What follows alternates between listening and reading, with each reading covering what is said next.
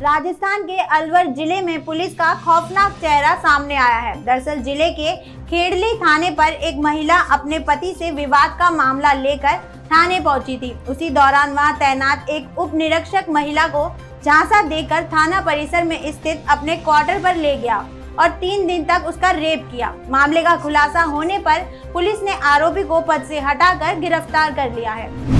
National conference के प्रदेश अध्यक्ष फारूक अब्दुल्ला ने एक जनसभा में कहा कि 5 अगस्त के बाद जम्मू कश्मीर में सब कुछ बदल गया। जम्मू कश्मीर का युवा नौकरियों को तरस रहा है और आतंकवाद भी चरम पर है।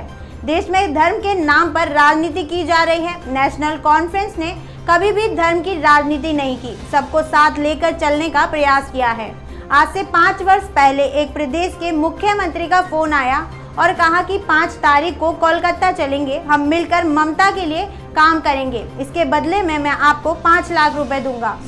बाटला हाउस एनकाउंटर केस में साकेत कोर्ट के फैसले में आरोपी आरिस खान को दोषी ठहराया गया है। अब उसकी सजा पर 15 मार्च को फैसला होगा। इससे पहले 2013 में शहजाद अहमद को सजा हो चुकी है। दोनों बाटला हाउस एनकाउंटर के बीच भाग गए थे। इसके 2 साथी आतिफ आमीन और मोहम्मद साजिद एनकाउंटर में ही मारे गए थे, जबकि मोहम्मद सैफ पकड़ा गया था।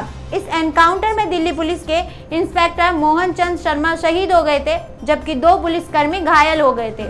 संसद के बजट सत्र का दूसरा हिस्सा आज से शुरू हो गया है। राज्यसभा में कार्यवाही की शुरुआत होते ही विपक्ष की ओर से पेट्रोल और डीजल के बढ़ते दामों को लेकर हंगामा किया गया, जिसके बाद राज्यसभा की कार्यवाही को 11 बजे तक के लिए स्थगित कर दिया गया। कांग्रेस सांसदों की ओर से राज्यसभा के साथ साथ लोकसभा में भी पेट्रोल डीजल के बढ़ते दामों को लेकर स्थगन प्रस्ताव दिया गया। राज्यसभा में कांग्रेस नेता मल्लिकार्जुन खड़गे और लोकसभा में मनीष तिवारी ने स्थगन प्रस्ताव दिया और पेट्रोल डीजल के बढ़ते दामों पर चर्चा की मांग की है।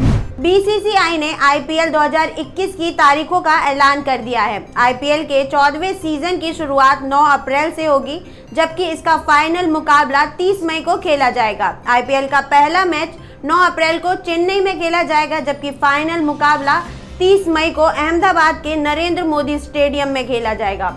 प्रधानमंत्री नरेंद्र मोदी ने कोलकाता के ब्रिगेड परेड ग्राउंड में रैली को संबोधित करते हुए कहा कि लोकसभा चुनाव में आपने चुपचाप कमल छाप से कमाल किया। आपके एक वोट की ताकत कश्मीर से लेकर अयोध्या तक दिखी है। इस बार आपको जोर से छाप टीएमसी साफ के इरादे से आगे बढ़ना है। साथ ही पीएम मोदी ने ममता बनर्जी पर निशाना साधते हुए कहा कि बंगाल के लोग आपसे यही कह रहे हैं कि बंगाल ने परिवर्तन के लिए ममता दीदी पर भरोसा किया था, लेकिन दीदी ने ये भरोसा तोड़ दिया।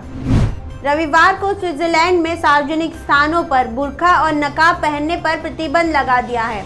इस संबंधित प्रस्ताव को जनादेश में मामूली अंतर से मंजूरी मिली है। इससे पहले यूरोप में कई देश बुर्के पर प्रतिबंध लगा चुके हैं। फ्रांस, बेल्जियम और ऑस्ट्रेलिया में भी इस तरह का कानून लागू हो चुका है। इस कानून के लागू होने से चेहरा ढककर महिलाएं सार्वजनिक स्थलों, restaurant, stadium, public transport system और सड़क पर नहीं चल पाएंगी। हाँ, वे धार्मिक स्थलों पर स्वास्थ्य और सुरक्षा कारणों से अपना चेहरा ढक सकती हैं। केंद्रीय स्वास्थ्य मंत्री हर्षवर्धन ने रविवार को कहा कि भारत में कोविड-19 महामारी खात्मे की ओर बढ़ रही है और कोविड-19 टीकाकरण अभियान को राजनीति से दूर रखना चाहिए। साथ ही लोगों को टीके से जुड़े विज्ञान पर भरोसा रखने को कहा। पश्चिम बंगाल में विधानसभा चुनाव की तारीखों का ऐलान हो गया है और इसी के साथ भारतीय जनता पार्टी और टीएमसी दोनों ही एक दूसरे पर हमलावर हो गई हैं। अब बंगाल के नादिया जिले में भाजपा के स्थानीय नेता संजय दास को गोली मारकर घायल कर दिया गया। अस्पताल में भर्ती कराने के बाद संजय दास का इलाज चला, जिसके बाद अब वो खतरे से बाहर हैं। इस मामले को लेकर भाजपा ने आरोप लगाया है कि इस हमले के पीछे टीएमसी के गुंडों का हाथ है। हालांकि टीएमसी ने इस आरोप का खंडन किया और दावा किया है कि यह एक समूह के सदस्यों के बीच टकराव का नतीजा है जो भागवा पार्टी से जुड़े हैं। किसान आंदोलन को 100 दिन से भी ज्यादा समय हो गया है। रविवार देर रात सिंगू बॉर्डर से फायरिंग की खबर सामने आई है। रात करीब 11 बजे कुछ युवक चंडीगढ़ नंबर की गाड़ी से सिंगू बॉर्डर पहुंचे थे। लंगर में किसी बात को लेकर युवकों की किसानों के साथ कहासुनी हुई, जिसके बाद वहां फायरिंग हो गई।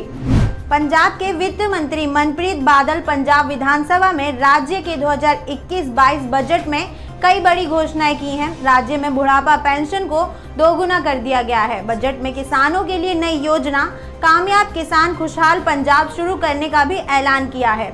इसके साथ ही पंजाब के प्राइमरी में सरकारी स्कूलों में पढ़ने वाले विद्यार्थियों को निःशुल्क बस यात्रा की सुविधा मिली है। महिलाओं को भी मुफ्त यात्रा की सुविधा दी गई है। इसी के लिए 170 करोड़ रुपए रखे गए हैं। उन्होंने बजट में कर्मचारियों के लिए भी बड़ी घोषणा की है। उन्होंने कहा है कि 31 जुलाई से पहले नए वेतन आयोग की रिपोर्ट लागू होगी। तेलंगाना के निर्मल जिले से एक बार फिर 2 समुदाय के बीच हिंसा भड़क उठी है।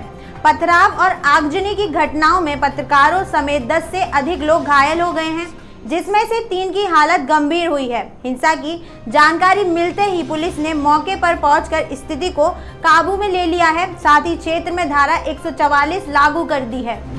रविवार को कांग्रेस पार्टी के राष्ट्रीय अध्यक्ष शरद पवार ने रांची में अपने पार्टी के सम्मेलन में मोदी सरकार पर जमकर निशाना साधा। उन्होंने कहा कि केंद्र की भाजपा सरकार गैर भाजपा शासित राज्यों में केंद्रीय एजेंसियों सीबीआई और ईडी की मदद से जुल्म ढाने का प्रयास कर रही हैं। पश्चिम बंगाल चुनाव के दौरान जमकर जांच एजेंसियों का इस्तेमाल हो रहा है। विधानसभा चुनाव 2021 में ममता बनर्जी बहन को सत्ता से दूर करने के लिए प्रधानमंत्री नरेंद्र मोदी, गृह मंत्री अमित शाह समेत 50 मंत्री और कई राज्यों के मुख्यमंत्री लग गए हैं। केंद्र सरकार 10 साल से सत्ता में रहने वाली अकेली महिला के खिलाफ पूरी ताकत लगा रही है। पश्चिम बंगाल में चुनावों की तारीखों का ऐलान हो गया है। सभी पार्टियों ने अपनी तैयारियां और तेज कर दी हैं। वहीं कल ही भाजपा में शामिल हुए मिथुन चक्रवर्ती भी 12 मार्च से भाजपा का प्रचार करना शुरू कर देंगे। साथ ही ममता के विरोधी शुभेंदु अधिकारी भी 12 मार्च को ही अपना नामांकन डालेंगे।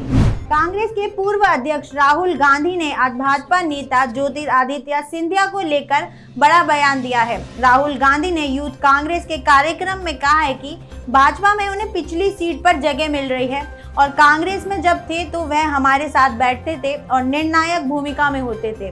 सिंधिया जी जब मेरे पास आए थे तो मैंने उन्हें कहा था कि मेहनत कीजिए, आने वाले समय में आप मुख्यमंत्री होंगे।